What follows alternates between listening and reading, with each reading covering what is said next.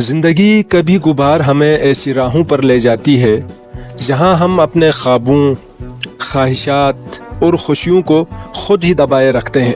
ایسی ہی الجھنوں اور چیلنجوں کے درمیان برینا ویسٹ کی کتاب دی ماؤنٹین از یو سردی کی دھوپ اور روشنی کی اجلی کرن بن کر ہمارے سامنے آتی ہے۔ برینا ویسٹ ایک مشہور مصنفہ اور جذبات کی گہرائیوں کو سمجھنے کی ماہر ہے۔ اس کتاب میں یہ ہمیں سکھاتی ہیں کہ ہم خود اپنی زندگی کے سب سے بڑے دشمن کیسے بن جاتے ہیں اور اس سے کیسے نکل سکتے ہیں۔ آئیے اس کتاب کے 10 کلیدی اصولوں کو ایک سفر کی صورت میں بیان کرتے ہیں۔ سبق نمبر 1، اپنا سب سے بڑا دشمن آپ خود ہیں۔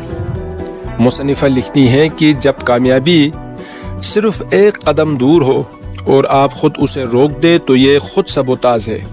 سیلف سبوٹاج اس وقت ہوتا ہے جب آپ کو کسی چیز کی ضرورت ہو لیکن آپ کا رویہ اسے حاصل کرنا ناممکن بنا دے۔ سبق نمبر 2، مزاحمت خوف کا روپ ہے۔ مصنفہ لکھتی ہیں کہ آپ سست نہیں، آپ خوفزدہ ہیں۔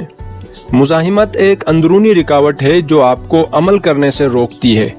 ہم اکثر کہتے ہیں کہ میں یہ کر سکتا ہوں لیکن پتہ نہیں کیوں نہیں کرتا۔ یہ مزاحمت ہے۔ ویسٹ ایک شخص کی مثال دیتی ہے جو اپنا کاروبار شروع کرنا چاہتا تھا لیکن ہر بار آخری لمحے میں منصوبہ ترک کر دیتا تھا۔ جب اس نے اپنے خوف کو جانچا تو اسے احساس ہوا کہ اسے ڈر تھا کہ کامیابی اسے اپنے دوستوں سے دور کر دے گی۔ سبق نمبر 3، جذبات آپ کے رہنما ہیں۔ مصنفہ لکھتی ہیں کہ ہر جذبہ ایک پیغام ہے۔ غم، غصہ یا خوف کو دبائے نہیں، ان سے بات کریں۔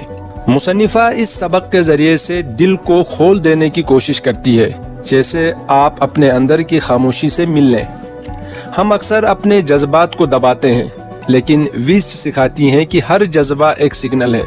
غصہ، حسد یا پریشانی یہ بتاتی ہے کہ آپ کے اندر کچھ حل طلب ہے۔ مصنف یہاں ایک لڑکے کی مثال پیش کرتی ہے جو اپنے بوس سے بات کرتے وقت گھبرا جاتا تھا۔